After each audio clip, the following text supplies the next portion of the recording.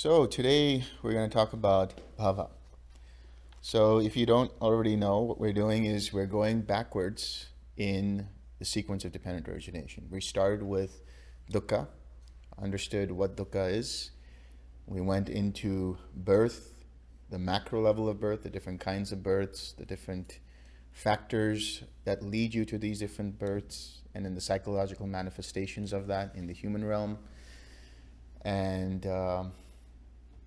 now we're going to talk about Bhava. Bhava is one of the more challenging links to understand because there's so much going on there. Bhava can be translated as existence, can be translated as being or becoming or habitual tendencies. And bhava is actually very crucial to understand in terms of how karma is produced, how the sense of self arises, and how to recognize it. So I'm going to show you today, or walk through all of the different factors that lead to that point of bhava, which is just before any kind of karmic action is produced.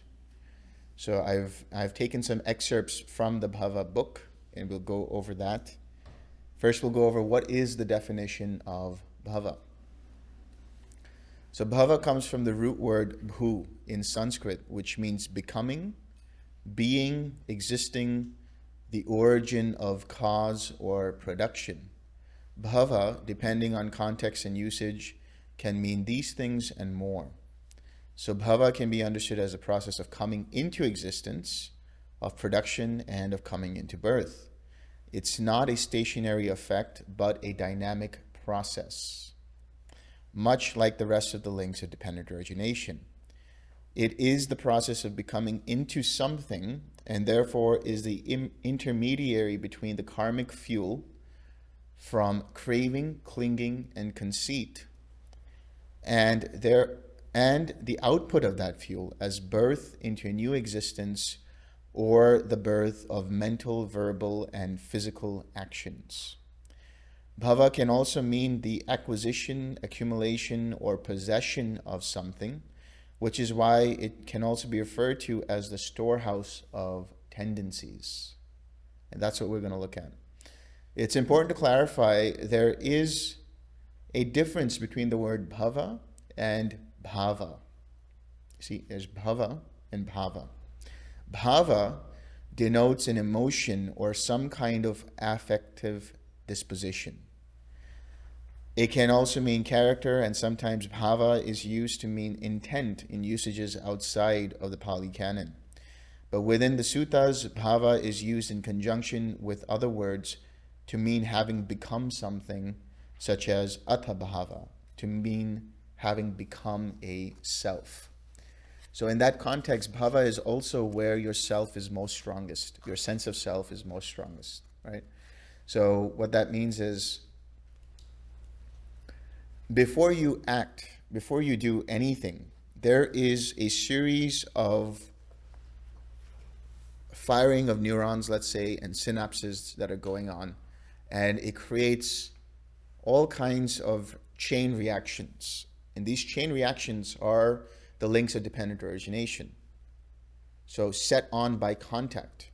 Your mind, your sense bases make contact with something that feeds back into the formations that arise, the sankharas.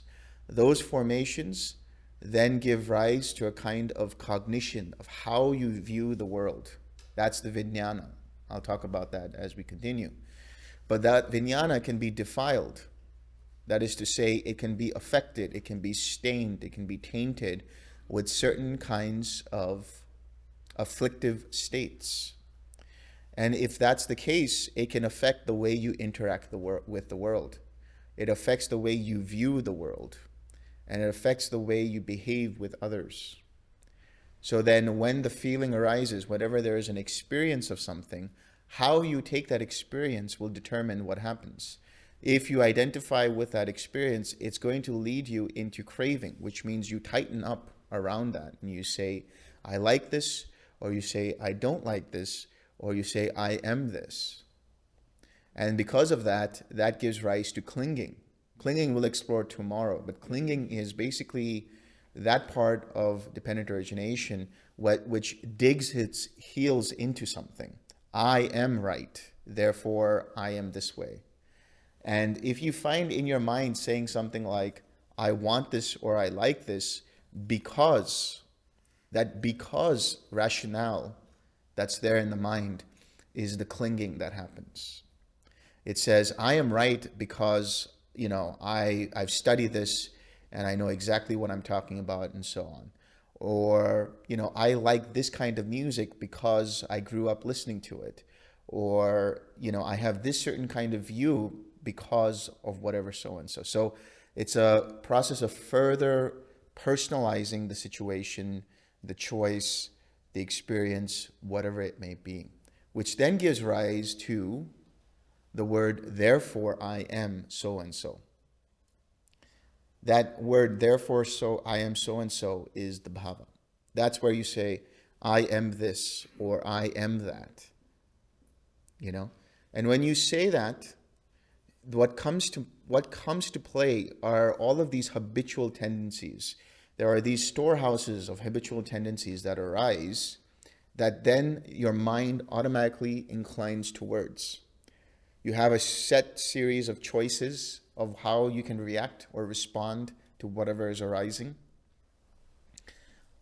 And if you decide to choose one of those and they are rooted in some kind of kilesa, that is to say they're rooted in an unwholesome root, if they are defiled by the upakilesas, those are the defilements, and if they are affected by the underlying tendencies, then you choose those habitual tendencies, or you choose from those habitual tendencies that then projects out some kind of an action. So what that means is, does that mean bhava is inescapable? It doesn't mean that bhava is inescapable. What it means is that bhava is the most crucial step before the production of karma. So if you can pay attention to the factors that lead to the becoming before it's too late, where you actually produce the action, then it takes you to the cessation of karma, which means there is no birth of action and there is no dukkha. So what does it mean when I say bhava is a storehouse? If jati or birth is the released arrow, then bhava is the state in which the arrow is drawn just before it is released. Right? It's the trigger point. The pressure of the undrawn arrow is bhava, in which is contained all of the karmic forces that are ready to push out an action in the form of expression. Bhava can be understood at many levels, primarily as a state of existence from one life to the next, or from one moment to the next, and it is one of the links in which many feedback loops can be seen. So, when I say feedback loops, we see dependent origination as a linear. Ignorance leads to formations, formation leads to consciousness, consciousness leads to namarupa, namarupa leads to contact, contact leads to the six sense bases, or the other way around.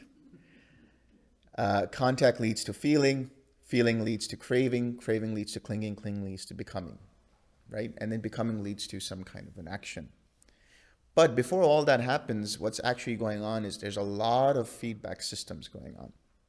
So when the contact arises, it gives rise to further formations that allow you to feel a certain way, or feel and perceive a certain way. And the consciousness arises in tandem to that contact that colors what it is that you're seeing. Then when the experience happens, there can be an underlying tendency in that experience if the mind identifies with that experience. In other words, if it's a pleasurable feeling, if it's a pleasant feeling, then the underlying tendency that arises can be the underlying tendency towards craving. If it's a painful feeling, the underlying tendency that can arise is the underlying tendency towards aversion. If it's a neutral feeling, what can arise is the underlying tendency towards ignorance. If you have views about what it is that you're experiencing, then there can be underlying tendencies towards views, towards doubt, towards bhava, towards conceit. And if the mind acts on them, if the mind starts to gravitate in that direction, then there is full-blown craving, the tanha. That tanha is thirst. It literally means to be thirsty. Means the mind is just wanting something that bad, right? It's just, if I don't have it, the world will not be right. If I don't have it, I will not be happy. Or if this is still in my life, I cannot be happy. Right? That's the aversion. Or I'm digging my heels and saying, no, this is me. This is who I am. That's also part of craving.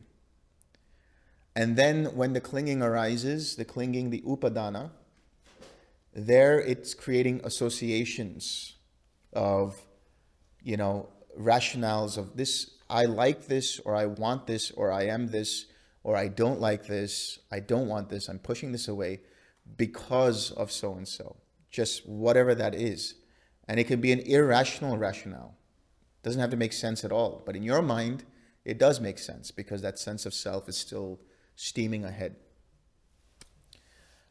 Then, the karmic force of all of that that's coming in, the kilesas, the upakilesas, the underlying tendencies, and all of that, when they come together, they all accumulate in bhava.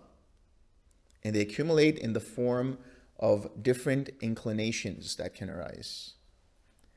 So the inclination to act a certain way. For example, if you have associated the color red with something negative in your life, as soon as you see the color red, there's a trigger. And your mind automatically inclines towards having aversion towards it, towards speaking out against it, towards acting out against it. So the bhava are all of these psychological tendencies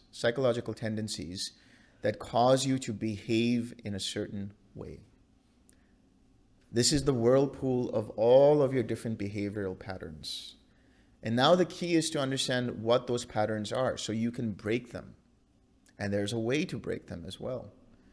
First and foremost, you have to first recognize what those patterns are. Once you recognize them, you have to understand how to let go of them. When you let go of them and relax, you then have to replace those tendencies, replace those different factors with their antidotes, instead of creating a vacuum where something else can come in.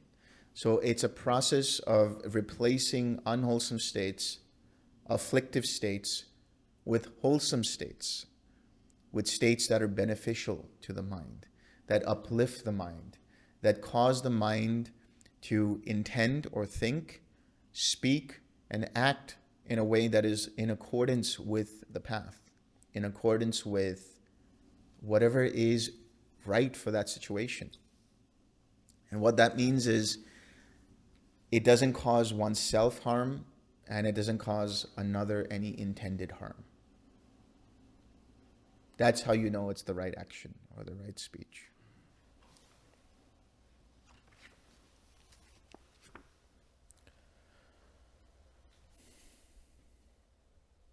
So as I've just said, I'll just repeat here through these words. As the karmic stream of intention drives forward formations that activate consciousness, they establish into a sense of bhava. This word meaning both a life form or sense of self and the state of being or becoming. From here, karma ripens and action is taken. Bhava is that which stores the effects of clinging and craving, as well as conceit and ignorance. And while at the macro level it drives forward the birth of a being through conception, on the micro level it pushes out an action at the level of birth. While this happens, the energy of the bhava, the energy of the becoming, the inclination, feeds back to its precedents. The asavas or taints, abhi sankharas or fettered formations, fettered vijnana or consciousness, all of which have within them the karmic momentum of the underlying tendencies, as well as the defilements spawned from the unwholesome roots. So dependent origination is basically karmic momentum. That's what it is. It's the karmic momentum driving forward. It starts with the asavas. The asavas are called taints or defilements or intoxicants or fermentations of the mind, things like that. And within the context of understanding, there are three different types of asavas. So I think it's important for you guys to really make note of this, because it will help you later on as I'm talking about these different things. I'll tell you when to note them down, because you will then have a collection. There will be the taints, the formations, the defilements, and the underlying tendencies. And later on, after we're done, after we take our break, we'll go into a breakout session. So we'll have groups of three groups that will get together and start to understand the different things that happen. So there's a worksheet that will be offered to you where you will see the different kinds of emotions that arise and how they are rationalized in the links of craving, clinging, becoming, and all of those other links. And then you can discuss the different kinds of bhava and see where each one lies. Where is the underlying tendency? Where are the formations? Or where are the roots in those formations? Where are the defilements in that consciousness? And then what is the bhava that arises that gives rise to a certain action? So this will help clarify through that particular discussion you have amongst yourselves how that works. So we won't have any questions at the end of this session, but we'll have questions at the end of the day as we did yesterday. So you'll have time to ask whatever questions you have related to bhava. So having said all of that, let me get into the list of the taints. So you have the taint of sensual desire. You have the taint of becoming. And you have the taint of ignorance. So the way to understand these taints is that they are the coding for the software. They are the ones and zeros of the matrix that create how you view the world even before you actually view it. It is a projection, or they are projections of how the world seems to a mind that is already rooted in craving, conceit, and ignorance. So these taints sort of are like the beginning of the stream before it continues. Right? That's why they're called inflows or outflows. They're the micro little molecules or atoms that start to build up this whole process of creation. And that process of creation is happening in your mind. Right? The world that you experience, the world that you see, is through these six sense bases. And how you take that, how you perceive that, is dependent upon whether or not these taints are present. So when we talk about the taint of sensual desire, we're talking about the taint which causes the mind to project and say, how does this benefit me? How does this benefit me as the six sense bases? So in other words, when the mind identifies with the six sense bases, the eye is me, the ear is me, the nose is me, the tongue is me, the body is me, the mind is me, or I am these things, or whatever other kinds of views that arise in relation to either the five aggregates or the six sense bases. And because of that, when the mind identifies with them, it says, this is very pleasing to me, when it's actually just pleasant to the eye. This is pleasing to me when it's actually just pleasing to the ears or to any of the six sense bases. And when that happens, it leaves a trace And that trace feeds back to the next arising of the taint. When the mind identifies with the six sense bases and with the sensual experiences, that process of identifying creates a residual effect. That residue is the next arising of further taints of sensual desire. Then you have the taint of becoming, that is also known as bhavasava. So the taint of sensual desire is known as kamasava. The taint of becoming is bhavasava.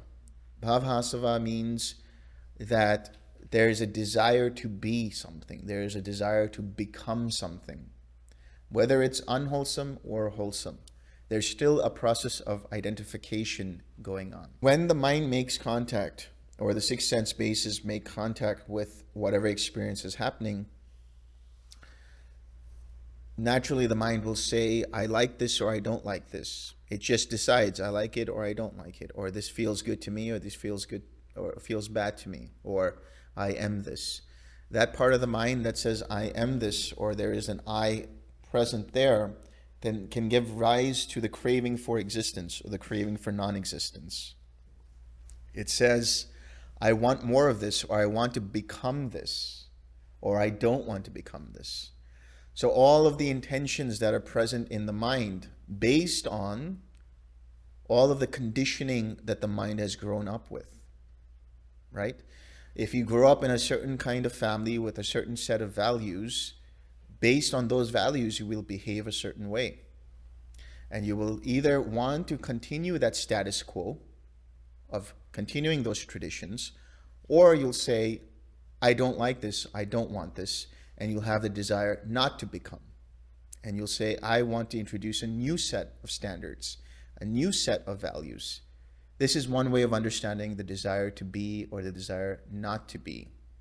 And there's nothing wrong in them inherently, right? But what should be understood is how the mind clings to that.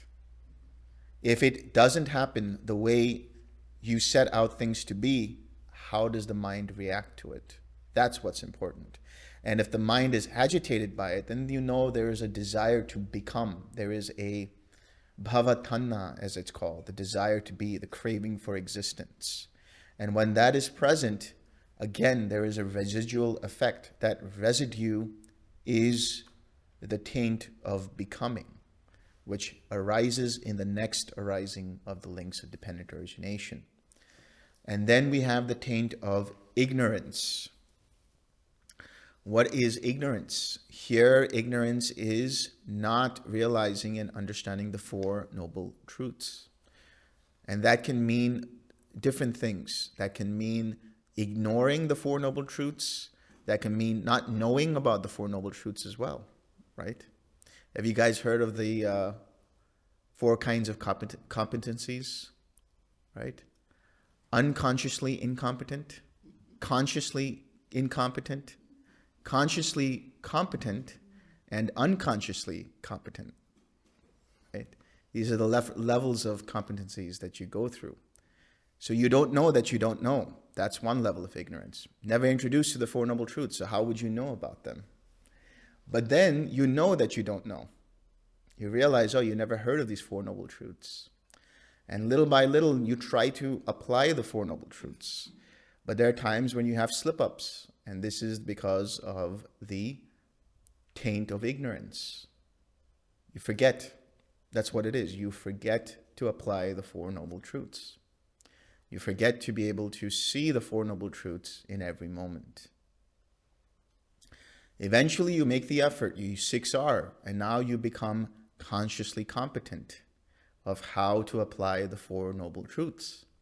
And then when all the taints are destroyed, you become unconsciously competent. It becomes automatic, just like that.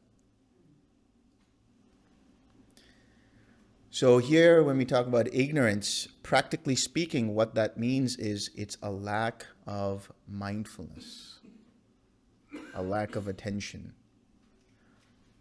But what kind of mindfulness? What is the definition of mindfulness? Remembering to observe how mind's attention moves from one thing to the other. So being mindful in every moment and understanding where mind's presence is. Is it towards the wholesome or is it towards the unwholesome? Is it identifying or is it not identifying? Is it taking things personally or is it seeing things as they actually are? And this is in tandem with what I call attention rooted in reality. This is my translation of the word yoniso manasikara. Very simply put, that means proper attention. What does that mean? Attention given to the reality of the situation. That this is not me, this is not mine, this is not myself. That is dependent upon seeing that this isn't worth holding on to. Yes, it can be experienced if it's a wonderful thing, if it's wholesome, and if it's pleasant, but don't hold on to it. Just experience it fully in that moment without the sense of I. Right? Being able to experience everything fully without the sense of this is me, this is mine, this is myself. This is the essence of the Bhaya Sutta. In the seeing, there is only the seen. In the hearing, there is only the heard. In the sensing, there is only the sensed. In the cognizing, there is only the cognized. This is what happens when you apply the Four Noble Truths and see in every moment as just an experience. There's no experiencer. It's just a process of experiencing. There's no meditator. It's just a process of causes and conditions coming together through an intention that creates the process of meditation. A couple of days ago, when you guys were doing that guided meditation, and if you apply it in the way that you're applying it, you will find that your mind comes to a point where there is absolute stillness, beyond just quietness, beyond just quiet mind. It's just, lack of a better word, it's pure awareness. It's just this resting in pure clarity. There's no doer there. There's no sense of self there. There's no mine, me, myself there. It's just that process going on. It's just the experience going on. No experiencer. And the more you rest in that, well, who is resting, right? The more there is resting going on in that, the more subtle afflictive states start to release on their own, because no fuel is being given to them. And eventually everything ceases. So ignorance is lack of mindfulness, lack of attention, which translates to not seeing that this is not me, this is not mine, this is not myself. But every time the mind ignores the truth of the moment, every time the mind is unable to see clearly, it has a residual effect, and that residue is the taint of ignorance in the next arising of the links of dependent origination. Now, Sariputta has said in Majjhima Nikaya 9, Samaditi Sutta, that is the right view, that the link of ignorance is dependent upon the asavas, and the asavas are dependent upon the link of ignorance. Why is that? Because all of these three taints arise due to that lack of mindfulness in any case. Why? Because let's talk about the taint of sensual desire. When the mind identifies with the six sense bases and identifies with the experience, pleasant, painful, or neutral, what is it doing? It's ignoring the Four Noble Truths. It's not seeing the reality of the situation. It's taking things personally. It's identifying with them. And so it will give rise to whatever taint is there, because there is ignorance in there. When there's a desire to become and there's a craving for existence, the same thing. And when there's a general lack of mindfulness, the same thing. So that gives rise to ignorance. That ignorance conditions the arising of formations. Now, when we talk about formations that are sankharas, what does sankhara mean? Sankhara means to create something, to cook up something, to bubble up.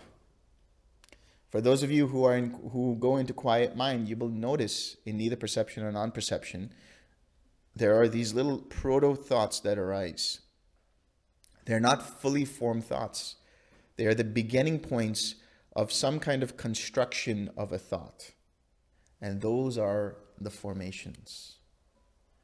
The formations can be related to mental feeling, perception, can be related to verbal, that is expression of speech, and to body, that is inhalation and exhalation and other functions of the body. There's also what's known as ayusankharas. Ayusankharas are essentially those sankharas that determine longevity or condition longevity. So you could liken them to mean telomeres, right? They allow you to know how long this body is going to last based on the length of the telomeres. So these sankharas arise whether or not you're fully awakened. But there's a difference. In the fully awakened mind, because there's no condition of ignorance, because there's no asavas going on, no taints going on, those formations are said to be pure, purified of the kilesas, purified of the unwholesome roots. And so they are just plain and simple facilitators or carriers of karma. That's why they're also called karmic formations. They just allow the facilitation of karma to arise when the proper causes and conditions come into play. But in the case of somebody not fully awakened, they are known as abhisankharas, fettered formations. They are formations that are rooted in the unwholesome. And so these fettered formations are rooted in greed, hatred, and delusion. Greed, hatred, and delusion. Greed is the root through which all kinds of defilements can arise. Attachment, jealousy, craving, sensual craving, craving for existence, and so on and so forth. Hatred is the root through which ill will can arise, aversion can arise, anger can arise, resentment can arise. And delusion is through which ignorance can arise, carelessness, conceit, taking things personally. So when these formations are rooted in any of these, what happens next? There arises a vijnana, consciousness. So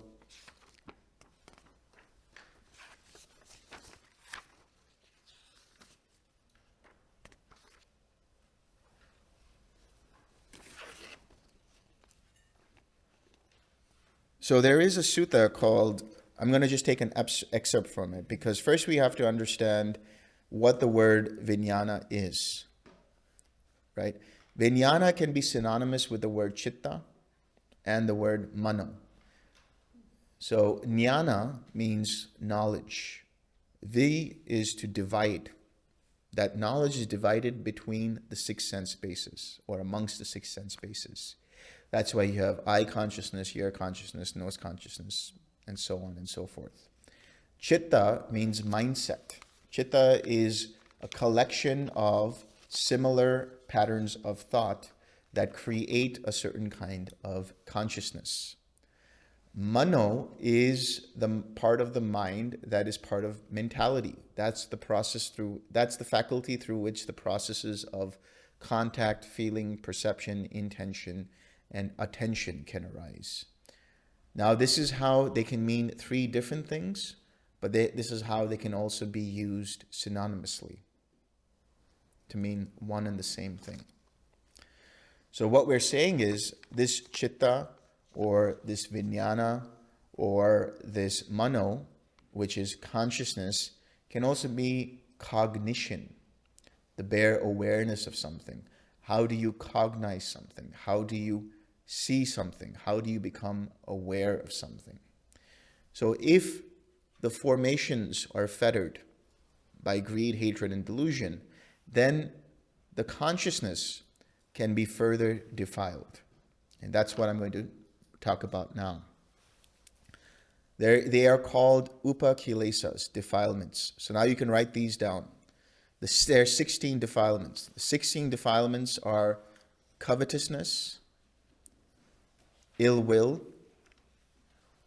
anger, resentment, contempt, competitiveness, jealousy, stinginess, deceit, hypocrisy, stubbornness, prone to quarreling, conceit, arrogance, self-infatuation, and carelessness. It is a coloring or bespeckling of consciousness in the process of dependent origination. After the formations are taking root in the unwholesome. Therefore, these upakilesas make up a mindset and the consciousness besmirched by them, so that one can say, for example, a jealous mindset or consciousness or cognition is defiled by jealousy, or a stingy mindset or consciousness or cognition is defiled by stinginess, and so on. So while the taints are like particulates or droplets that start the process, and the roots, or that is the unwholesome roots, bind the intention, the defilements are like clouds that obscure the mind. It is here that one puts on the defilement color sunglasses and experiences the world through those sunglasses. So whatever it is that you are experiencing is projected onwards through the taints. And those taints then continue to fetter the formations that start to stain the consciousness that you are experiencing through. Whatever it is that you're experiencing has some kind of projection of one or more of these defilements, or can have one or more of these defilements.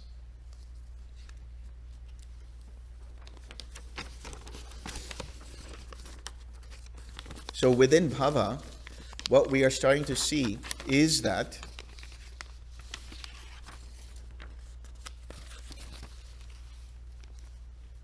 within Bhava, what we're starting to see now are the building blocks, right? It starts off with the residue of the taints. It continues on to the formations. And now we're looking at the defilements in consciousness. So I'm going to list out the defilements and explain those defilements in some detail so that you can also understand how to recognize them, how they manifest, and more importantly, what are the antidotes for each of these defilements. Because as I said earlier, when you're doing the 6 R's, it's a 2-step process. You're first letting go of the unwholesome and replacing them with the wholesome. So you're letting go of the defilements or the upakilesas and bringing in the antidote. So how are these roots and defilements connected? The root of greed gives rise to the defilements of covetousness and stinginess. The root of hatred gives rise to the defilements of ill will, anger, resentment, contempt, competitiveness, jealousy, and quarrelsomeness. The root of delusion gives rise to the defilements of deceit, hypocrisy, stubbornness, conceit, arrogance, self-infatuation, and carelessness. So I'll say that again. Greed, the root of greed, gives rise to the defilements of covetousness and stinginess. So on your outline, you can kind of connect the dots there. The root of hatred gives rise to ill will, anger, resentment, contempt, competitiveness, jealousy, and quarrelsomeness.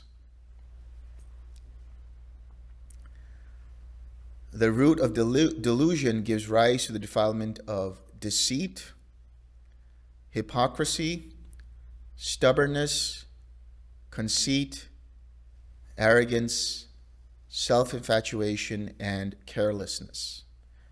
If you are able to make those dots and connect them together, it'll be helpful for you later on when you do the exercise in the breakout sessions. So the process first started with the droplets of the asavas, or the taints, which then streamed into the roots, and now that stream has gained momentum by a whirlpool of the defilements.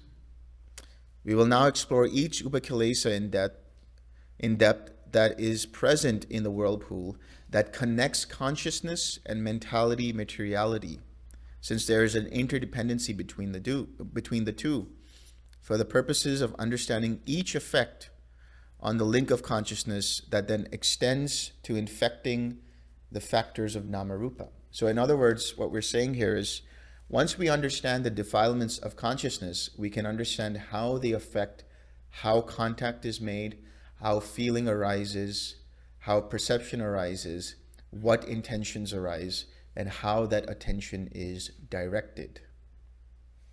So let's start taking the examples of each of these defilements. The first defilement is covetousness.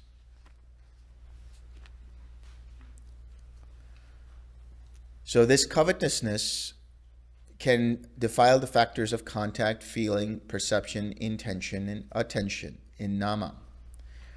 It can intertwine with jealousy, competitiveness, deceit, and resentment.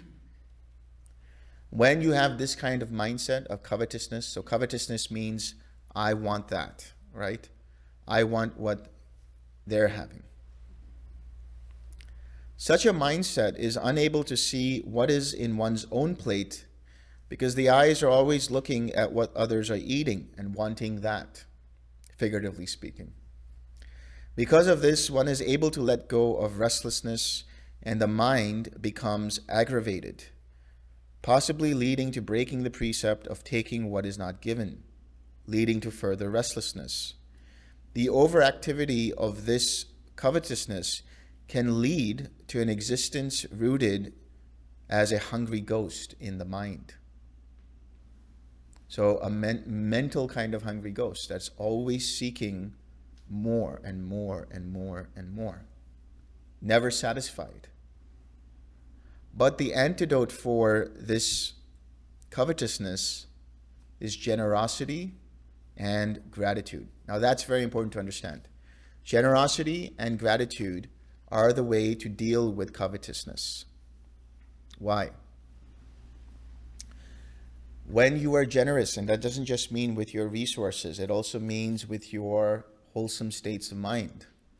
When you are generous with sending out loving kindness, when you are generous with sending out compassion, when you are generous with sending out forgiveness for whatever is required, the mind stops looking for what it can use as a way to satisfy its agitation. So when the mind is agitated, when the mind is restless, it's always looking, how do I deal with that restlessness? And it's always looking externally, right? It's that agitation of, I don't like this or I don't want this, that tension that arises in the mind and in the body that causes the mind to react to a situation in such a way that if I only do this, that restlessness will stop. If I only do this, that agitation will stop. And whatever it is that you're doing is motivated by that agitation, which causes further agitation. So what's important to understand is, what is the motivation behind what it is that you're doing? Is the mind agitated and then wanting to release that agitation, which means it is averse or aversive to that agitation?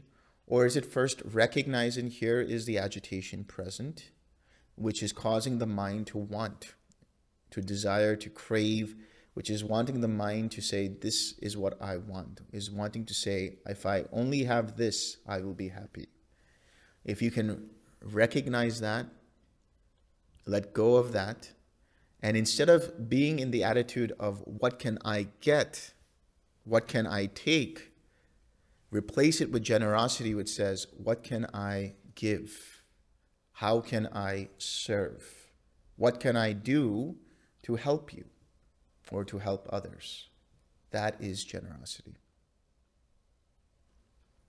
And gratitude is also absolutely important, because gratitude allows you to take into inventory of the things that are present already in your life. The things, the people, the situations, the relationships, the wholesome states, all of those things that are present in your life. The more you become aware of this, the less the mind will look outside of itself in order to be happy.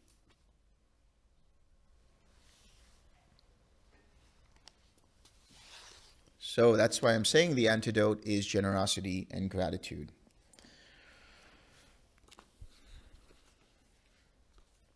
Then we have ill will.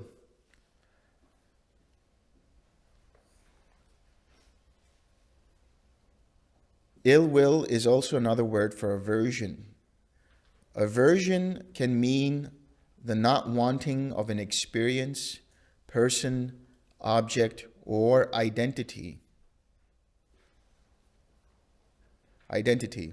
The more one acts upon the defilement of ill will, the more it manifests in stronger forms like anger, resentment, hatred, and violence in thought, speech, and action. Aversion can arise because of a painful feeling, and therefore it is also present as an underlying tendency. That is the underlying tendency towards aversion. Now, this painful feeling can be purely physical, but if the mind attaches to it a sense of self, then there is further mental reaction of not liking the feeling, wanting it to go away, and with it the dukkha of the painful feeling manifests in union with what is displeasing, which can arise along with reactions of annoyance, irritation, frustration, and building up to anger.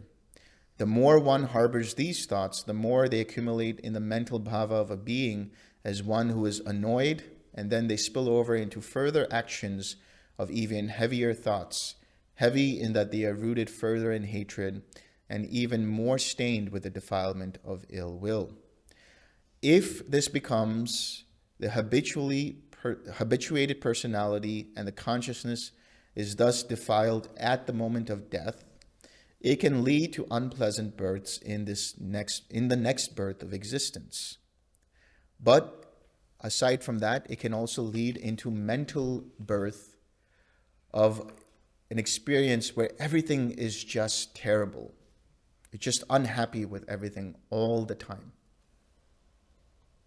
So what's the antidote for that? Loving kindness is the antidote for ill will. When you have loving and kind intentions towards yourself and towards all beings, to the extent that no more ill will is present ever, you have perfected loving kindness. Until then, keep practicing.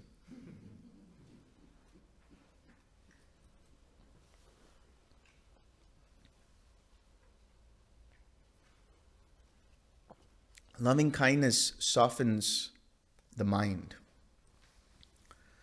It softens the edges of the mind.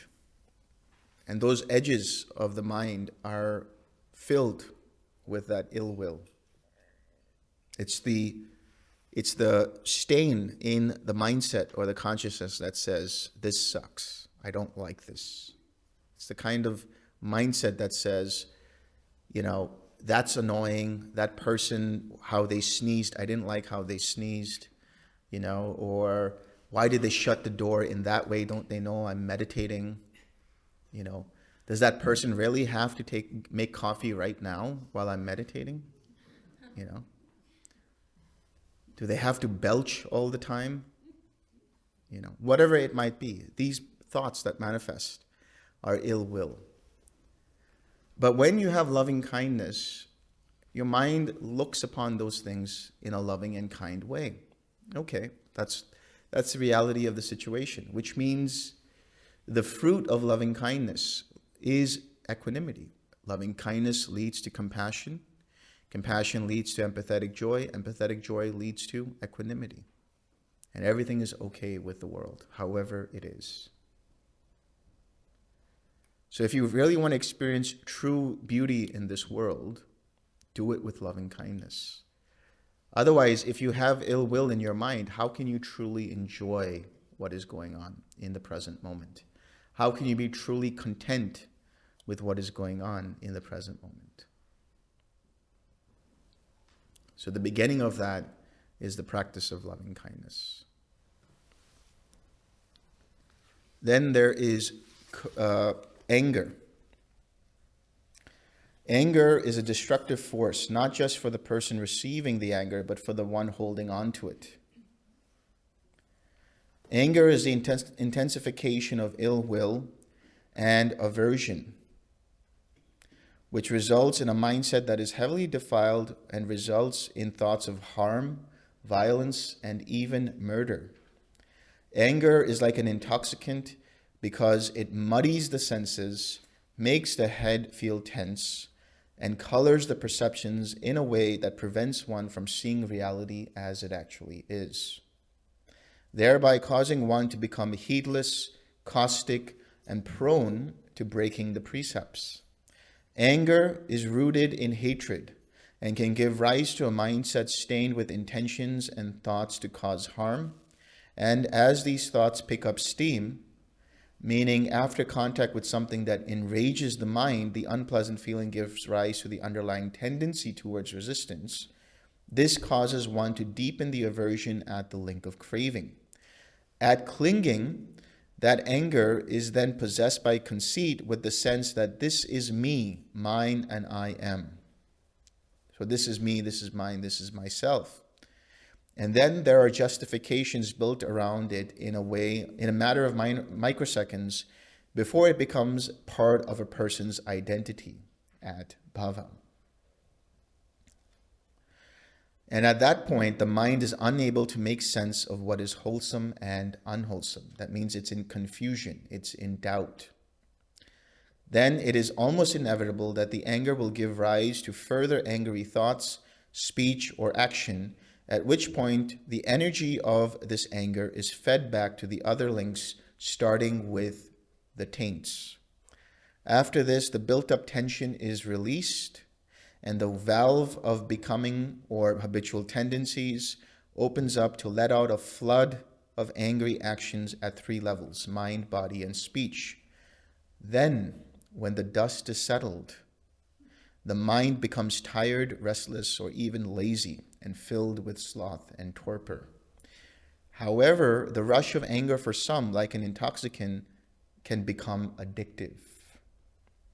The personality around anger gets built up at Bhava, and the habitual tendencies all swirl around this one defilement, causing one to identify as a person with anger issues, or even worse, as one who commits unwholesome actions, including murder. Then these tendencies become almost automatic. So, what is the antidote for anger? Compassion, karuna. Anger should be understood as an extension of ill will and a direct cause of violence. Violence is cruelty because anger, in one who is angry, the mind is cruel, and the actions of mind, body, and speech are also cruel. Whereas metta is a feeling of friendliness that sees all beings as those who deserve happiness, and one has genuine wish for this, compassion is a feeling of understanding and care for all beings who are suffering. One understands beings have their own suffering to endure. And when one truly sees this, one doesn't add to that suffering, but has a genuine wish for beings to be free from that suffering, causing the mind to be calm and collected and free of suffering itself. Just as a mind with loving kindness is void of ill will, if the mind is truly steeped in that loving kindness, a mind truly immersed in compassion is void of even an iota of angry thoughts. So compassion is the antidote for anger. Cruelty, that could be part of wrong intention, the desire to harm. And what does it mean to be cruel? It's not understanding another person's suffering, or another way put, adding to that person's suffering by causing them harm. When you truly have compassion, you understand beings as suffering in one way or the other. You recognize their suffering as the suffering that you have. So if you are suffering, would it make sense, or would you like it if somebody added to your suffering? You wouldn't like it. So the true understanding of this is born when you have compassion, realizing that I do not want to add to the suffering of beings, and I wish all beings be freed of suffering. And then you have an attitude or right intention of non-cruelty. Now, compassion doesn't mean that you have to take on another person's suffering. What it means is you are there as a support system for their suffering. You are there to help them out of their suffering, but they themselves must take the steps and walk the path leading them out of suffering. If it was that easy, the Buddha would have just taken us all out of suffering. But he is just the way shower. This is the path. Try it out and see for yourself. See if it works for you. And out of compassion, he shows you that. But he cannot make you walk it. He has to give you that choice. But he's presenting you with a choice that says this can take you out of suffering. That in itself is compassion. And he can also give you the supports and causes and conditions through helping you cultivate your mind with right intention, to helping you cultivate your actions and speech with right speech and right action, and so on. Showing you how to do it. But you yourself have to do it. So don't become a crutch for anyone. Don't carry them on your back. Be a support for them, but make them walk the path. Show them that you have to walk the path.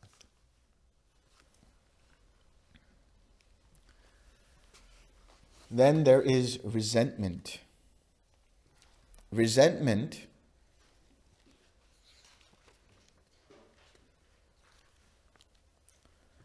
is holding on to ill will or anger to such an extent that it becomes part of the framework of what one may consider to be one's identity or personality. Resentment is rooted in hatred and defiles consciousness as a result of unpleasant experiences. After contact arises, the unpleasant experiences of past abuses by loved ones, the betrayal of friends, or even being felt hurt by a group of people in society results in the mind shattering into self-doubt, self-criticism, and self-hatred. These become the stem for outward doubt and mistrust, critical behavior, and outward anger. If one doesn't forgive oneself or those who have caused harm to the mind in the past, this anger will turn into resentment that eats away at the mind. As the Bhava, or habitual tendencies, become a depository of reactions, responses, and tendencies stemming from that resentment, one's expressions appear cold and untrustworthy. Not forgiving oneself one cannot forgive others. Not trusting others, one is unable to trust oneself.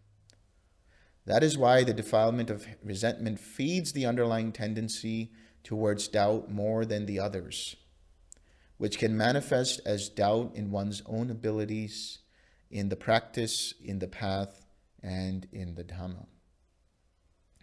Whenever one becomes doubtful, one's mind also becomes lazy and unmotivated, or it can become restless and anxious.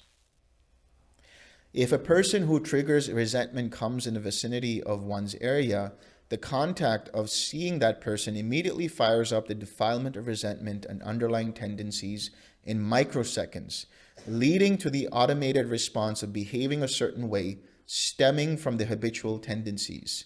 Even the mere thought of a person who has hurt one deeply in the past fires up those same defilements and tendencies.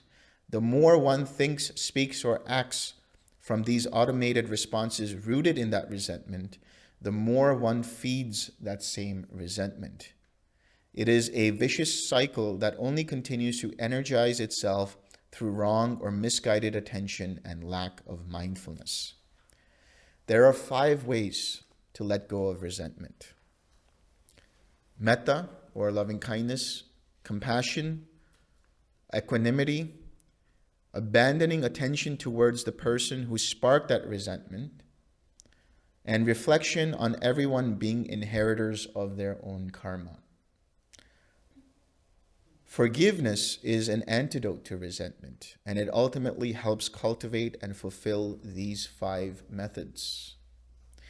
Forgiveness is a powerful cleanser of the mental and emotional debris that had been lodged for many years or even lifetimes through the process of formations arising and passing away. Forgiveness sheds light on that debris and makes it float up to the surface so that it can be fished out rather than getting stuck, and strengthening the rapids of consciousness, feeling, craving, and clinging. All experienced as a self in Bhava and from where one acts. The way to forgiveness is first through self-forgiveness. So that is through the process of doing the forgiveness meditation. This phrase of not understanding, for those of you who know the forgiveness meditation, you say, I forgive myself for not understanding, or I forgive you for not understanding. So that word, not understanding, that phrase, not understanding, has wisdom in it. It means that oftentimes one may misjudge people, and one realizes that whatever a person did, they did at that point in time for whatever reason, but they are not the same person anymore. Perhaps one misread someone's words and misinterpreted them as words of hurt or anger. Forgiveness provides clarity into a situation to realize that the mind has been holding on to the resentment for so long, while the person that caused it has no awareness of it. How oftentimes do people just hold on to that resentment towards someone without even realizing that the person who caused that resentment has no awareness of what they did? What's the point of doing that?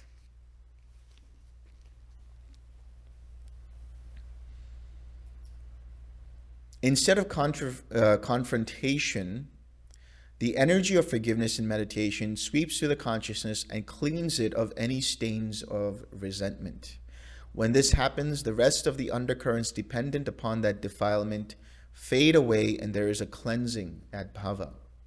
With true forgiveness, the Bhava of hurt emotions, resentment, and a personality rooted in that are all demolished. So in other words, the forgiveness transforms the Bhava from an unwholesome Bhava to a wholesome Bhava.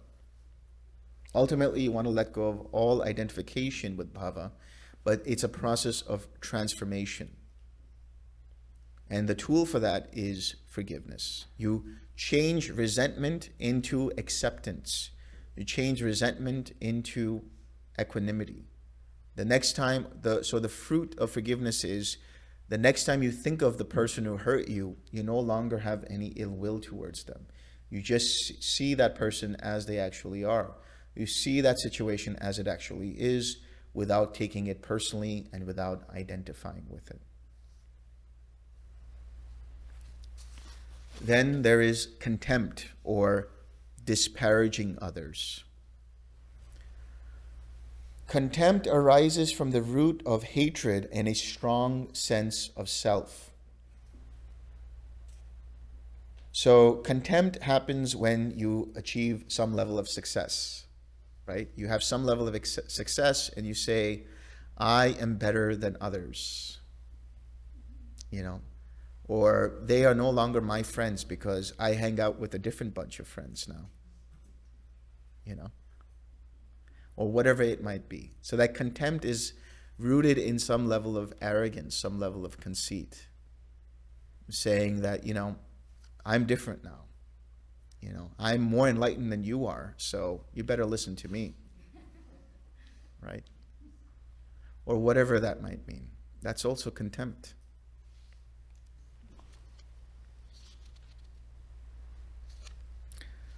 So contempt is a thought process which gives rise to an existence in which the mind is deluded and intertwines with the defilements of conceit, arrogance, self-infatuation, and carelessness. Self-pride intoxicates the mind and causes it to misperceive reality. It is the opposite of the adage, I don't know if you guys have heard of this saying, don't believe in your own press. Conceit and contempt are rooted in believing in your own press. Taking the praise that arises personally. Oh yeah, I'm a great meditator, All of those things. Let go of that. And when one does this, the mind becomes critical of others or even looks down on them.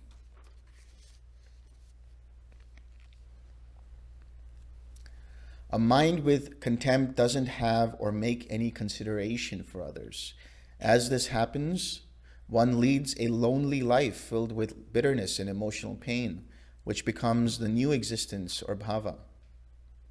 In order to let go of this pain and this bhava, one must closely examine and abandon those thoughts that lead you to the idea that you are better than another just because you have achieved a higher level of success. So the antidote for contempt, this is what it says in Sutta Nipata 2.4. Reverence and humility, contentment and gratitude, timely listening to the Dhamma, this is the highest blessing. So that is to say, reverence or respect for those who brought you up, your parents, your elders, your mentors, your teachers, keeps you aware of how you got there in the first place to success. Humility is modesty, being one of few wants and self-effacement. This naturally arises when you see the impermanent nature of all processes, including success, and you don't take them personally. Contentment is being happy with the qualities you already possess, aware that anything else is extra. Gratitude is a cause of this in that you are always aware of the depth of value something or someone has, and you don't take anyone or anything for granted, including the support of those who brought you up. Listening to or reading the Dhamma, suttas, and talks helps the mind be clear-sighted in order for you to have all of these things. So reverence, respecting those people who were instrumental in bringing you to that level of success, whatever that means for you.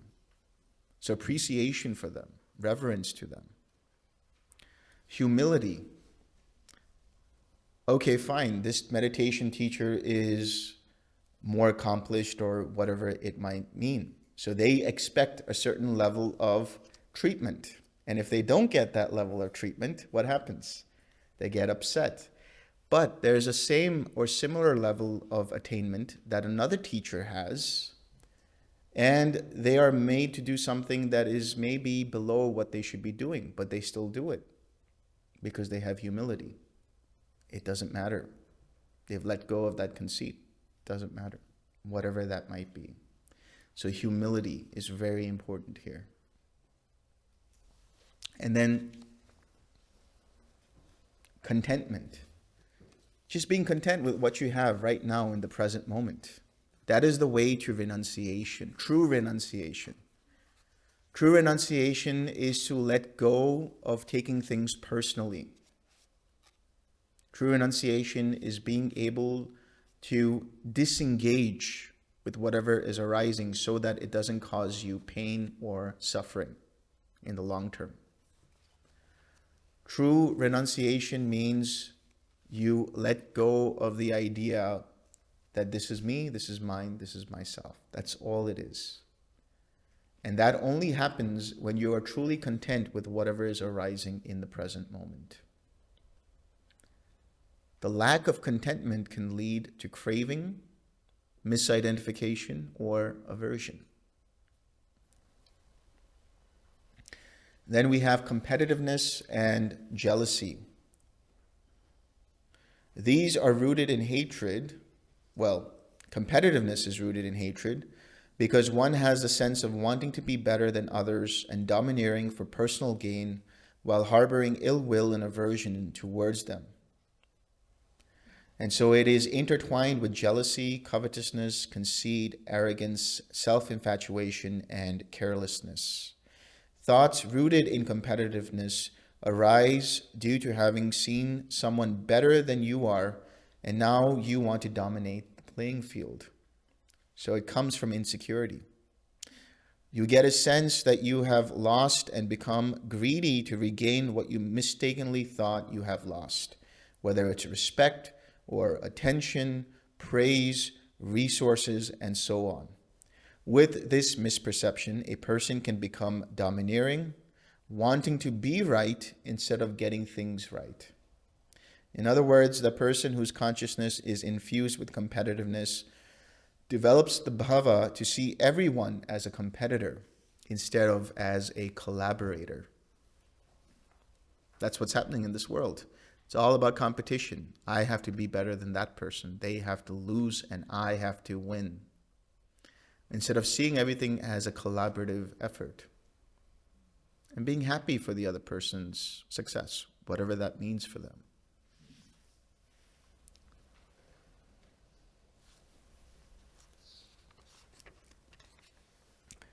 Jealousy is closely related to covetousness, but it is also a sense of possessiveness, especially when it comes to relationships.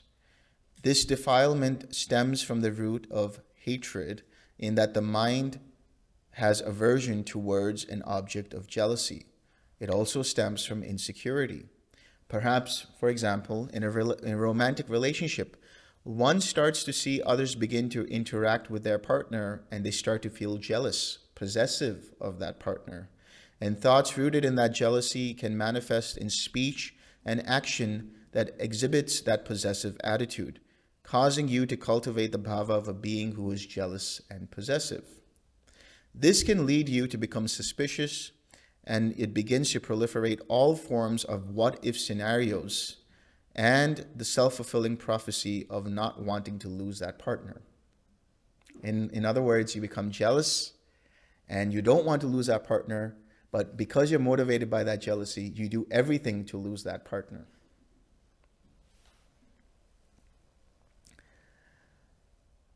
Among siblings, one sibling may feel jealous of the attention the other sibling is receiving from the parents or elders in general.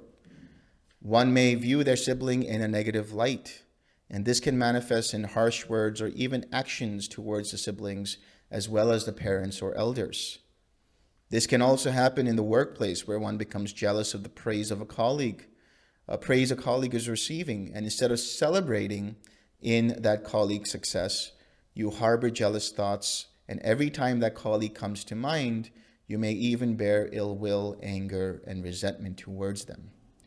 Jealousy can cause the mind to shut down from the reality of the situation, just like the other defilements, and it can produce many unwholesome behaviors, which, if repeatedly acted out, can become part of the storage of automatic reactions in the link of bhava. These actions can be cold, standoffish, and avoidant behavior, or at the extreme, they can cause the mind to become destructive, and violent. These can then give rise to further ill will, anger, and resentment, causing a flurry of interwoven unwholesome tendencies at Bhava. So what is the antidote for competitiveness and jealousy? Mudita. Mudita. Collaboration, which is through mudita. Empathetic joy. So what is empathetic joy? Empathetic joy is being able to be happy for another person's success. Genuinely happy for them. Whereas loving kindness, as I said, is all about having friendliness towards all beings and wishing for their happiness. And compassion is the wish that all beings be free of suffering. Mudita is the joy that you feel when you see that others are free of suffering. So when you hear of somebody else having an attainment, what happens? Is the mind happy for them? Or is the mind like, why didn't I get that? Why wasn't I able to do that? How come they're in the 5th jhana and I'm only in the 3rd? Right? That creates competition. We don't want competitive meditators here. That should not be the motivation. Mudita helps you to recognize the joy in others, which in turn starts to bring up that fountain of joy in you. Being genuinely happy for others and whatever they have.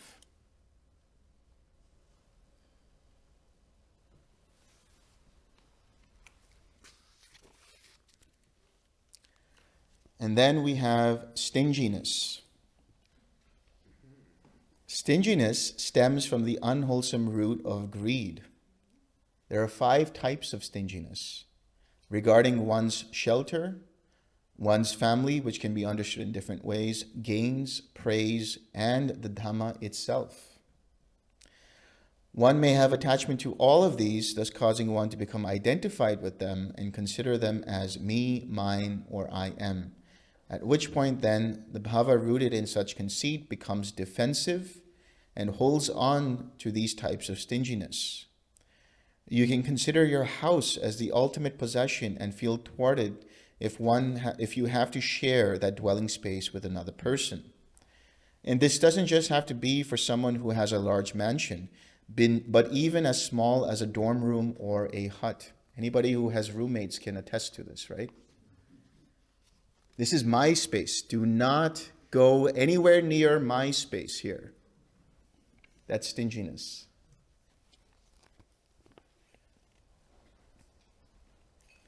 Being stingy regarding one's family it means relationships in the lay life in regard to sharing the support of families with others within the Sangha in the life of a monastic.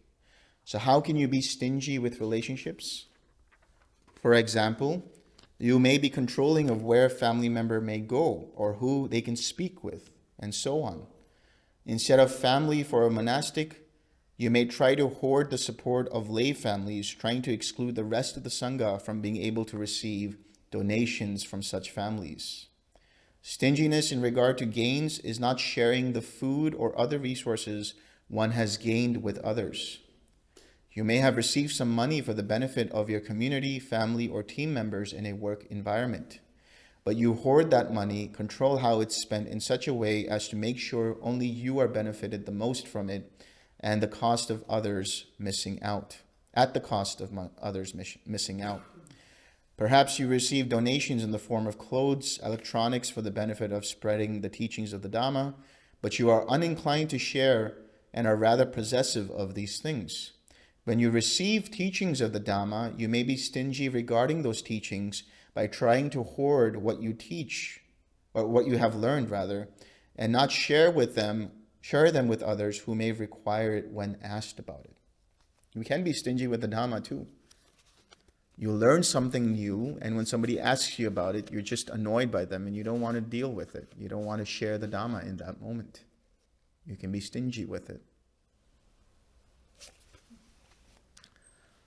All of these are manifestations of the root of greed, because you don't want to part with any of them under the misguided perspective of seeing what is impermanent as permanent, intrinsically suffering as happiness, and what is not self as belonging to self. So as you start to misperceive the reality of the situation, you start to hold on to things and you don't want to share them with anyone. So what is the antidote to stinginess? Generosity is the one surefire way to change one's existence and false sense of identity rooted in stinginess. Expressing generosity exercises the mind to share even when it doesn't want to share. Recognizing the stingy quality of the mind and then releasing your attention from it, then relaxing the formations rooted in greed, the mind gravitates towards dana or generosity. You can practice dana specifically related to the 5 types of stinginess. That means you can share your home, inviting others for a meal. You can let them rest and use the facilities of your space. As a monastic, you may share the resources received from a family of supporters with other monastics. You may be open to the choices members of your family makes when it comes to who they meet and where they go, respecting their way of life and not holding on to them like possessions. You may share the food that you have at home with your guests. You may express formal generosity with monastics, that is to say, offer food or any kind of requisites with an open heart to all and with all beings. In all forms of giving, it should be done with loving kindness and a sincere wish for the benefit of those receiving, without expectation or reward or returns from that generosity. The generosity itself should be a source of happiness, meaning the giving itself should uplift your mind. Everything else is just icing on the cake, the cherry on top. If you are aware of certain teachings of the Dhamma, you should not hesitate to teach when requested to do so.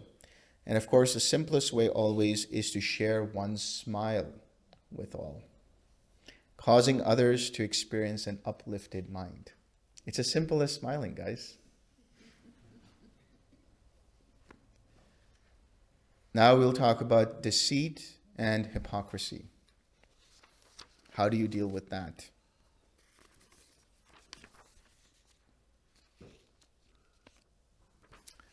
Deceit and hypocrisy are 2 sides of the same coin. They are rooted in delusion because from both defilements there is identification and a personal sense of self present. The difference is in the intention. Deceit here is about misrepresenting oneself by concealing the unwholesome tendencies one might have. Therefore, one tries to bring their best foot forward but is not forthright with their shortcomings. They may do this in order to gain favor for support, resources, and name and fame. You try to maintain an identity or image in society of someone who is morally upright and void of any immoral behavior. That is why it is of the nature of concealing. In the case of hypocrisy, you say one thing and you do another, or what you represent is not your intentions. It is treachery. You may say that you are someone's friend, but stab them in the back, figuratively or even literally. You may say that you are a master of a certain technique or you have attained so and so, but in reality you haven't even begun the practice. There is a difference, of course, between someone who misrepresents themselves through conceit and arrogance and ignorance, but has no intention to deceive, and someone who says they are something when they know they aren't, with the intention to trick and fool others. In the first case, it is an overestimation of an attainment, and in the second case, there is just a need for gaining favor and teaching people with fraudulent misrepresentations of the teachings. A mind that is defiled by hypocrisy may also lead people astray from right view. And this can create an extremely unwholesome existence where such a mind may not even have remorse for their actions, believing their thoughts, speech, and deeds to be right and effective. Such a person is lost, and it can become difficult for them to find their way back to right view if they themselves believe they are on the right path when they really aren't. So what is the antidote for deceit and hypocrisy? A commitment to satya, or truth and honesty, is a deterrent against deceit and hypocrisy. Undertaking the precept to abstain from false speech is rooted in an intention and thoughts that stem from a commitment to truth. When this arises, the remembrance of that precept of being true in all dealings and using that as a foundation helps one to become aware of one's thoughts, to see if they have the bhava of being untruthful. In other words, once one makes a commitment to be truthful, the mind has some clarity that translates into a bhava of being truthful. And then the mind recognizes an intention to deceive or trick another being, and if given attention, replace that with an intention to be truthful. So when this happens, the consciousness that arises will not be defiled by deceit or hypocrisy. Even eventually, the bhava of a trickster can turn into the bhava of an honest person, a bhava of a trustworthy person, if they let go of those defilements bit by bit. So in other words, if you find that the mind has an intention to be untruthful or want to trick others, recognize that, acknowledge that, and be okay with it, and just say you're going to let go, you're going to relax, and you're going to replace it with a commitment to be truthful and straightforward and forthcoming. The more you do this, the less those defilements of deceit and hypocrisy arise, and the more the mind is rooted in right intention to always be honest and forthcoming.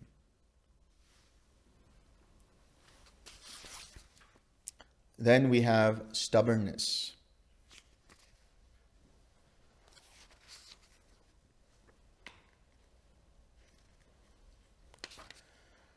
So stubbornness actually comes from the word thamba in Pali or stamba in Sanskrit. And stamba means pillar or post.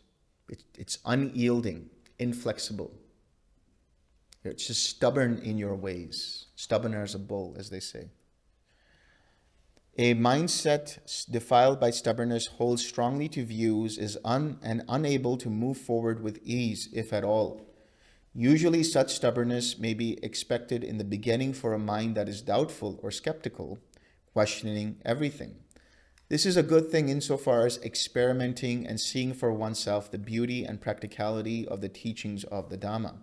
But if this becomes the mode of thinking where it is unable to let go of ineffective thoughts due to attachment to those views, then this is called stubbornness. So you have to be flexible with what you see around you and what you hear. At the same time, doesn't mean you just accept everything that is told to you. You have a balanced approach to new information. You just don't have immediate resistance to things that seem like they may be contradictory at the surface to what it is that you already know. Instead, you make amends for it and say, okay, let's listen to what this person has to say. Let's hear what this teaching is. Instead of saying, no, that's wrong teaching. I'm not going to hear that at all. You just allow the mind to hear it. And if you see, if it makes sense in accordance with the Four Noble Truths, then you say, okay, that makes sense. If it doesn't make sense in accordance with the Four Noble Truths, then you can discard it. So you use the Four Noble Truths as your touchstone to see if the information that you're receiving makes sense or doesn't make sense. And even then, don't hold on to the Four Noble Truths themselves. Don't be stubborn in that either.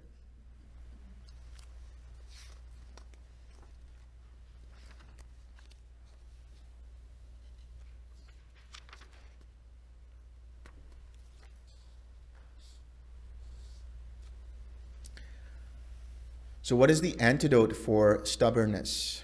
Since stubbornness is rooted in delusion or ignorance, one must first recognize that the mind is inflexible and unable to process information related to the Dhamma in an unbiased manner. So that is not to say that there won't be some bias present for one with an open mind, since such bias is always rooted in intention. But at the very least, with an openness that explores and investigates through reflection, observation, study, and discussion, that mind will orientate itself in the direction of attaining the Dhamma. Even an arhat accomplished in the Dhamma will always be open to suggestions and advice regarding anything and everything. There is no pride in their attainment, and so they see all advice as an opportunity to be able to convey the Dhamma effectively and accordingly. So in other words, if you tell an arhat, okay, you said so and so, I was wondering, what about saying it in this way? They won't just say, I know everything, so you don't know anything, I'm not going to listen to you. They will take into account those suggestions and say, okay, that makes sense. That's probably a better way of saying it. So let me use that and see how that works. That flexibility, that ability to take in suggestions and be able to apply them and see if they work. That's the antidote for stubbornness. Having an open mind. Having a mind that is open to experimenting in accordance with the Dhamma and in alignment with the Four Noble Truths.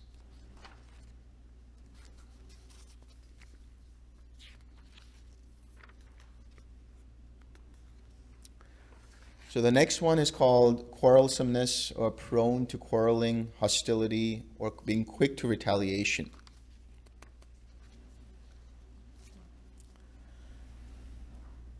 So this is rooted in hatred and has a connection to ill will, anger, resentment, and competitiveness. If a mind is defiled by this particular defilement, that is hostility, and they are criticized, then they are prone to retaliate with critical words. If such a mind is attacked, then they are prone to retaliate that attack. In other words, a mind defiled by prone to quarreling is unable to practice restraint and abandon the ill will arising in them from the underlying tendency towards resisting the painful feeling in the form of critical words or physical attacks. As that underlying tendency manifests into the birth of action in the form of retaliation, that experience that seems to bring some superficial relief to the mind from having expressed the underlying tendency re-nourishes the root of hatred and further clouds the mind with the defilement of quarrelsomeness. Because one retaliated, the tendencies in the link of bhava continue to grow and automate towards continually retaliating. Such a process causes one's existence to be fueled by fuming thoughts, aggravation, and irritation. This can cause one to be aggressive in mindset, thoughts, words, and deeds. If a being has not let go of this defilement, they are prone to enter a state of dismay, misfortune, and pain throughout their lifetime. Moreover, at death, the defiled consciousness that automatically arises from these formations, rooted in hatred, will establish into a new mentality, materiality, in a life of turmoil, in the human existence, in the asura realms, or even the lower realms.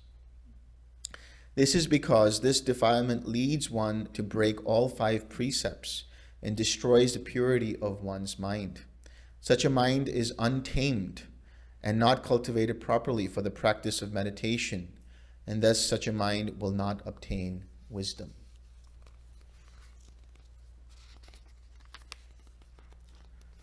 So what is the antidote? The reactionary state of this defilement must be countered with a pause after that defilement is recognized in the form of thoughts stained by it. So, for example, if someone criticizes you or even mocks you, if you notice the arising of resistance and aversion to that painful feeling, this is the first step towards letting it go and taking a pause after having cultivated the mind with loving kindness. Quarrelsomeness and the bhava originating from this defilement are quick to arise in a matter of microseconds. But in those last few moments of where a thought forms with the intention to retaliate, that is where mindfulness and attention are most required. Attention and mindfulness are the gatekeepers to any pleasant, painful, or neutral feeling. They are the gatekeepers that block underlying tendencies to become fully manifested as craving, clinging, and becoming. So you need mindfulness. You need that pause. You go from a reactionary state to a responsive state. Stop reacting to everything and take a pause so that you can respond with wisdom, with compassion, with loving kindness, with whatever is required for that situation. And then we have conceit and arrogance. So the word for conceit is mana, and that means to measure something.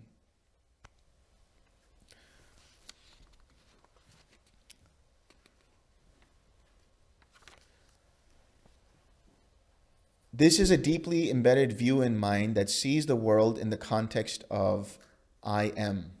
It is the identification process that is one of the most subtle elements of rebirth to eradicate. It is a concept of the sense of an intrinsic self that the mind mistakenly grasps at. So mana is basically, it can manifest in each of the 5 aggregates in different ways. I am this, or I am better than this, or I am equal to this, or I'm worse off to this. So I am this, or I'm equal to this. I am better than this, or I am worse off. So that's all about self-esteem issues as well. That's also related to conceit and arrogance. And so arrogance is actually an aspect of conceit. While conceit is threefold, you have the inferiority complex, the sense of equality, and the superiority complex. The arrogance is the third of these types of conceit. There are 55 types of conceit.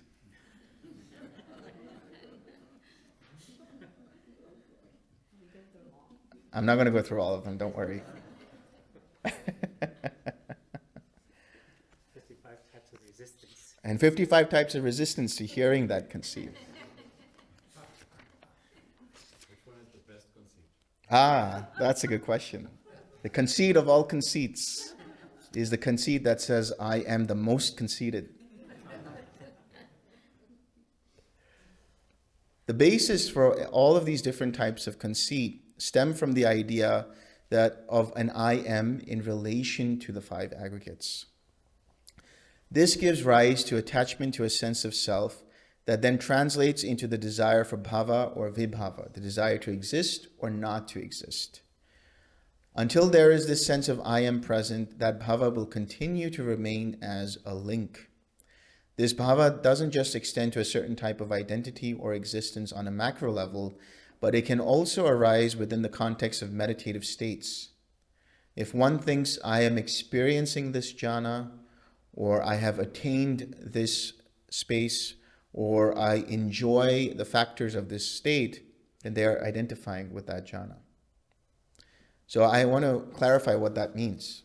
It doesn't mean that you can't enjoy the state. It just means that don't be attached to these jhanas. Don't be attached with the idea that I have achieved them. No, the truth is they are arising due to causes and conditions. So what you see is that these jhanas are present because the mind has continued to let go. The jhanas that are considered the practice that we do arise from letting go. No, they don't arise due to constructing a process. They arise due to deconstructing and decoupling a process. By letting go of the hindrances, by letting go of identification, the mind becomes calm and collected. And the different factors of the jhanas arise quite naturally. So if the mind starts to identify with it and takes it for as this is me, this is mine, this is myself, then you're going the wrong path. You have to understand that this is just a meditation process, nothing more. Don't give so much importance to the practice in such a way that when you do experience something, you attach to it and you say, I want this to continue. It will change by the very nature of the fact that it is conditioned. And so that brings me to the antidote of that conceit and arrogance. And that antidote is the perception of impermanence, the understanding and realization of impermanence. And this is also said in Anguttara Nikaya 9.1, Sambodhi Sutta. When one perceives impermanence, the perception of non-self is stabilized. One who perceives non-self eradicates the conceit I am, which is nibbana in this very life. So it starts with the perception of impermanence, the realization and understanding of impermanence. And then we go into self-infatuation and carelessness. So this is vanity, intoxication, or pride. So it's related to conceit. And there are three types of infatuation. There's infatuation to one's youth, to health, and to life. When these arise, one is liable to identify with these objects of infatuation. Then the mind becomes attached, and through this attachment comes further clinging, where the mind proliferates reasons for becoming infatuated with these impermanent components of existence. When this self-infatuation arises, it can become an obsession that causes the mind to lean towards becoming greedy or hateful. Ultimately, self-infatuation is rooted in delusion. But self-infatuation can also be subtler than that.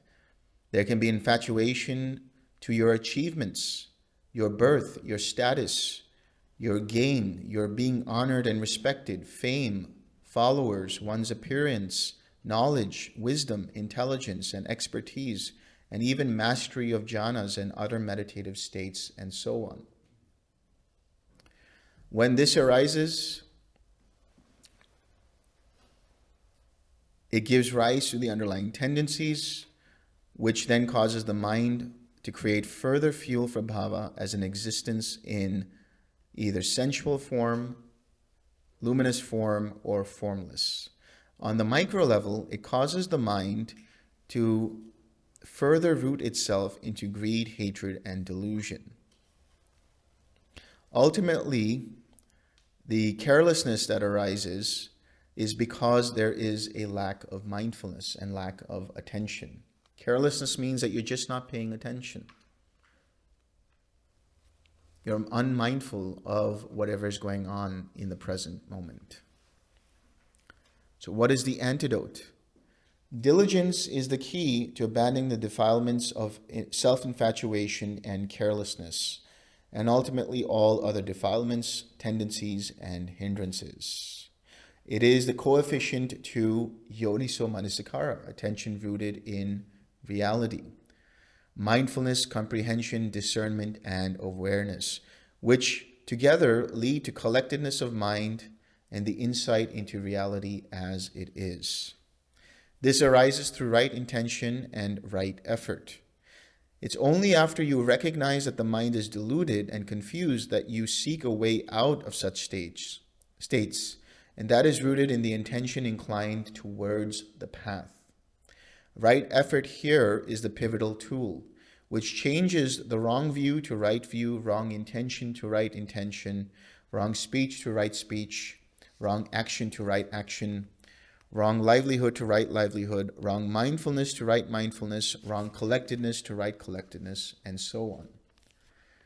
Through such an effort, beginning with preventing yet to arise unwholesome states to arise, then continuing on to abandon already arisen unwholesome states, generating wholesome states, and finally maintaining those wholesome states, the mind works towards preventing all defilements from becoming collected at Bhava into a new existence, colored, stained, tainted, and conditioned by those defilements.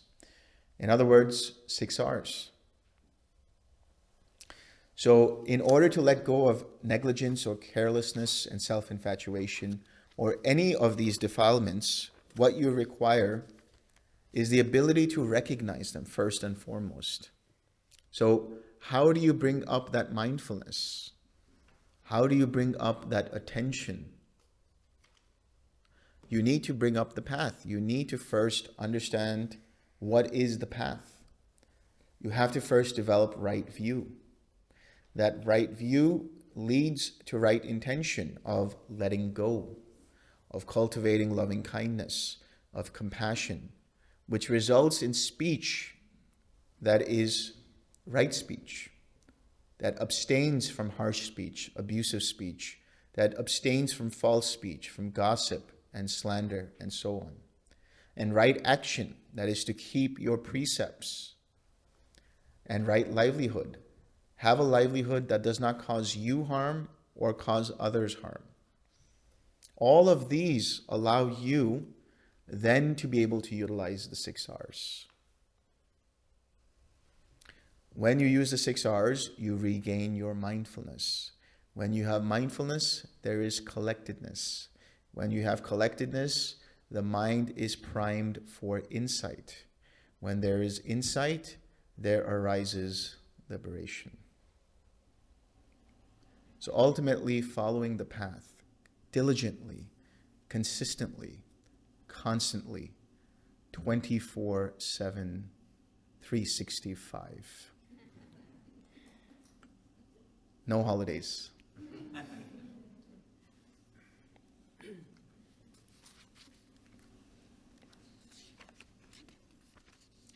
And then we'll talk about a little bit about the different underlying tendencies, because these are what underlie the feeling. When you have a painful feeling, or let's start with a pleasant feeling. When there's a pleasant experience, what can arise is an underlying tendency towards craving. So you see something that is pleasant, pleasing to the eye, pleasant to the ears, and so on. And what happens? The mind immediately engages with it and says, this is pleasing to me. I like this. And if the mind holds on to that, then the underlying tendency in that feeling arises and gives rise to craving. If it's a painful feeling, the mind says, this is painful to me. I don't like this.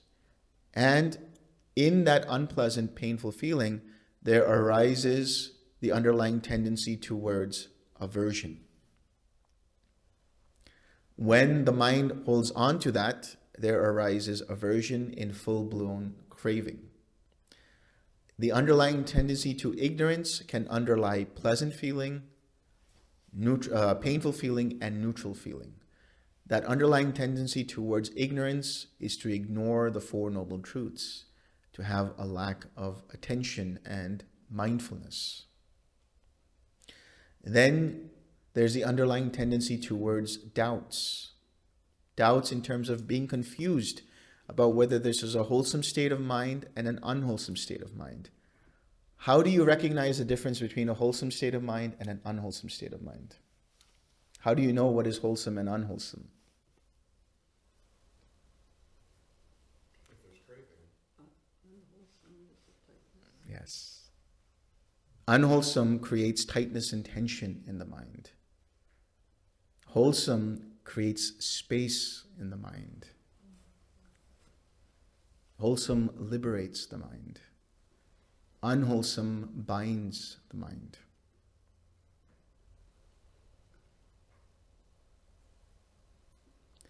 Once you recognize tension and tightness, you can let go of it and come back to the wholesome.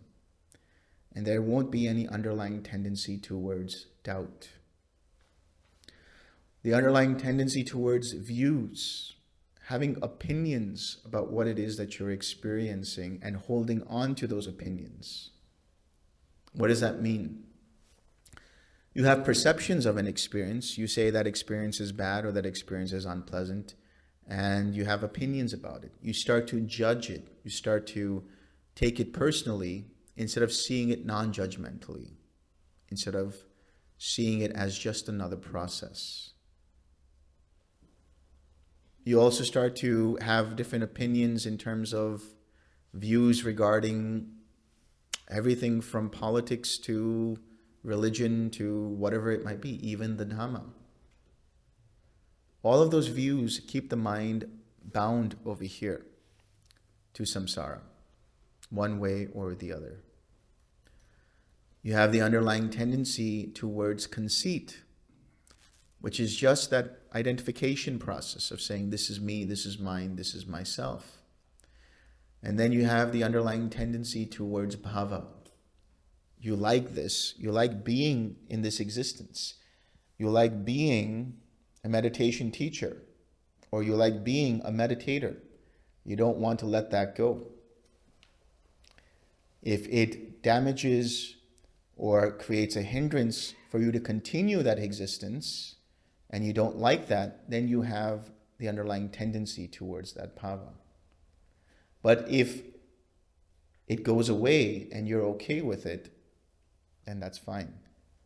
So all of these underlying tendencies, the basis or the antidotes for them are manifold. With craving, it can be equanimity. With aversion, it can be loving kindness.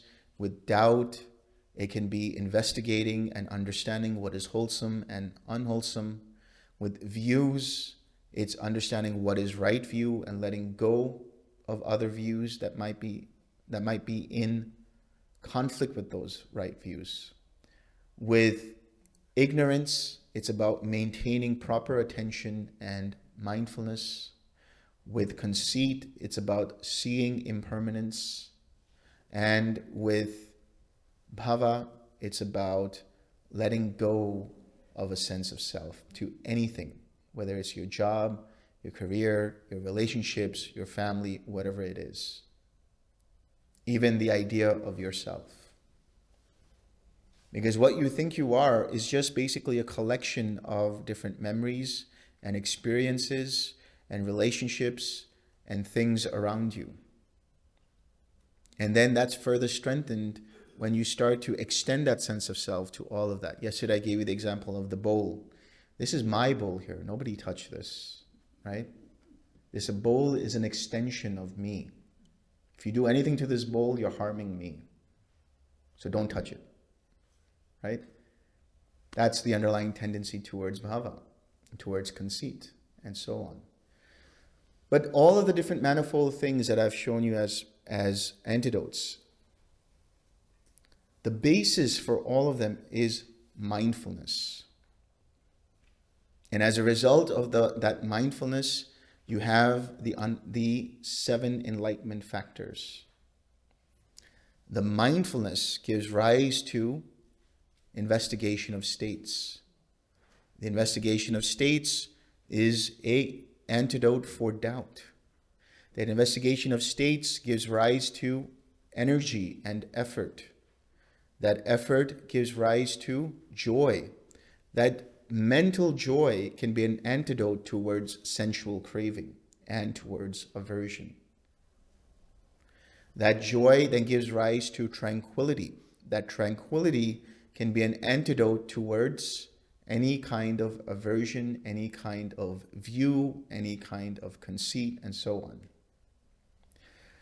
Then that tranquility gives rise to collectedness and equanimity. So if you have mindfulness, everything else will take care of itself. Mindfulness will naturally evolve into the rest of the enlightenment factors. That's how you let go of the underlying tendencies. The same with the hindrances. How do you let go of the hindrances? You need mindfulness first and foremost.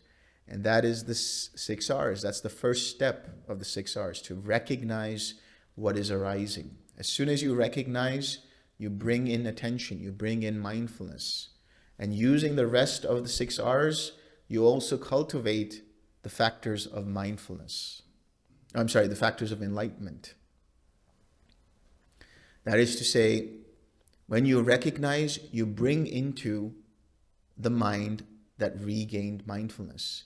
When you release and let go and relax, you have energy and tranquility.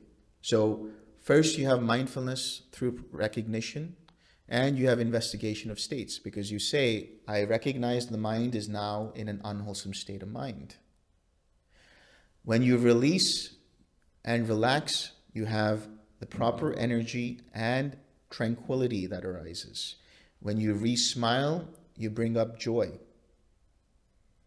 When you come back to your object of meditation, you have collectedness. When you do that whole process, you have equanimity. So again, the answer is observe and 6R in conclusion. But so all of these are different parts and components of bhava, and they can concretize or solidify into the hindrances, into the fetters, and so on and so forth. Right? The fetters are basically that which bind you to samsara, that which don't allow you to live life fully in a way that you can experience everything without taking it personally. You can experience everything without it turning into craving or aversion. Right? You know the 10 fetters. Those fetters are a manifestation of bhava continuing to arise over and over and over again. And they are all interrelated to the hindrances and the different defilements, the different roots, and the different underlying tendencies. So how do you let go of the fetters? Make some attainments. Yeah, it's that easy. Right? When you enter the stream, you let go of the first 3 fetters. When you become a Sakadagami, you weaken the sensual craving. You weaken the aversion. When you become an Anagami, you destroy the first 5 fetters. And then when you attain full awakening, arahatship, you let go of conceit. Conceit is the basis for 3 things, 3 other fetters. Conceit is the basis for restlessness, craving for jhana, and craving for arupa jhana. So, through the sense of conceit that this is me, this is mine, this is myself, the restlessness arises because you say, I'm not happy with how things are going right now in the present moment, because there's still an I and the world that is detached from that I, that sense of I. If you let go of the I, if you let go of the sense of self, then the mind is collected and settled naturally. That is why when you were doing the meditation a couple of nights ago, whenever that was, you experienced a level of quietude where you were in what was known as the signless. And being there was very little, if at all, the sense of I am, of conceit. That's why there was no vibration at all going on there. There was no restlessness going on over there. The formations of conceit were so neutralized to such an extent that no vibrations were happening. Just consciousness. And that consciousness arises because the formations are still present. When the formations go away completely, cease completely, with it ceases conceit. And in that moment, the mind experiences cessation. Cessation of perception, feeling, and consciousness. When the mind comes out of that and experiences nibbana, For that micro moment, every mind that experiences it experiences arahatship. But what happens after will either determine if that arahatship continues or there is still some work to be done. Because the mind can take that personally and cling towards it and crave for it and create all other fetters over again, or some of the other fetters over again. Specifically, conceit, from which then that further restlessness arises, the craving for this to continue. I want this to continue. Or the craving for certain states not to continue, and so on. And then you have ignorance. So ignorance is not knowing the Four Noble Truths. Once you have fully understood the noble truth of dukkha, that is to say, you have completely understood that ultimately all conditioned experience, no matter how wonderful it is ultimately dukkha. So you don't take it personally. You don't identify with it. As a result of which, you fully abandon all kinds of craving.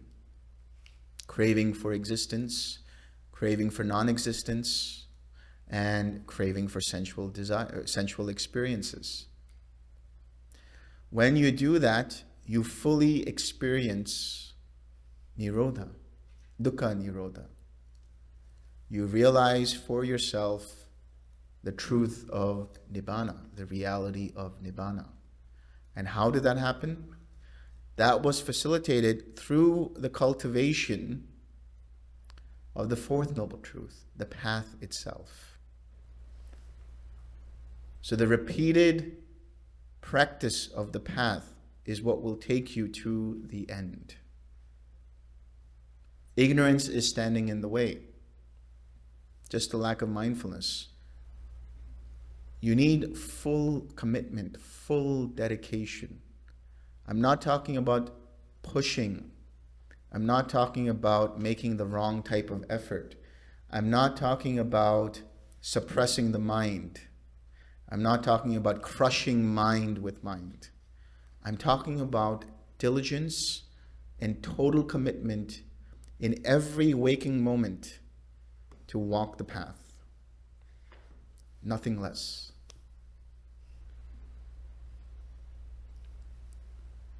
That is the way to freedom, to liberation of the mind. Thus ends the talk.